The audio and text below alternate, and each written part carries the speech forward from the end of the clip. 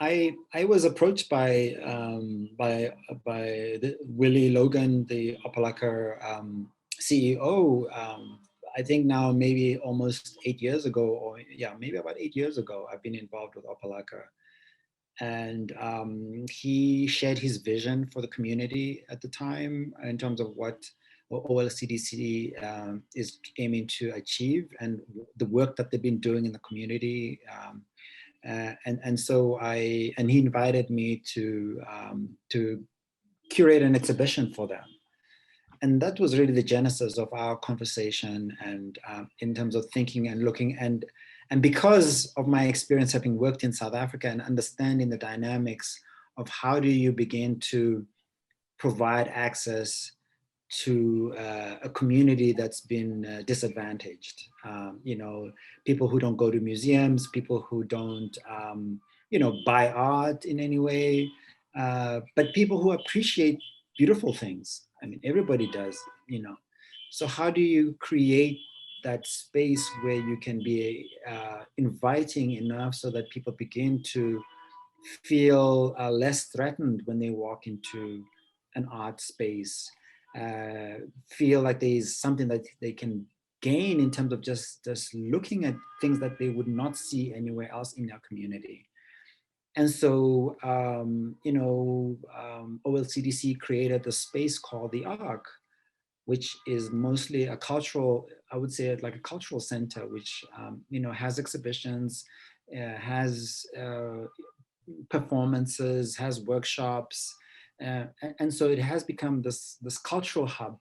in Opalaka, where, understanding the history of Opalaka, where it's come from, I think it's a very, very essential space in terms of providing some outlet for people to, engage with arts on a very high level, because again, it's not about trying to bring in artworks or performances that are less relevant, but I think on one of the highest ends in terms of what is current and what is happening today by artists who are really committed to their practice, so that the people in the community, the kids in the community, can see art in a very different way, that it's not something that is always exclusive,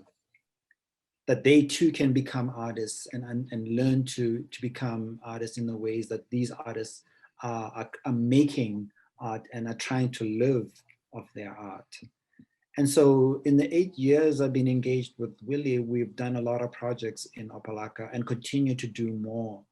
to bring art, to give life to art in the community of Opalaka and beyond, because OLCDC is not only involved in Opalaka, they also, I guess, are engaged in Miami Gardens and other areas. And so I think it's just part of our way of trying to, transform the neighborhood by just doing what we can in terms of changing the mindset about what Opalaka is or was, because I think when people start seeing beautiful things in the community, the more they appreciate and actually feel good about living in a place.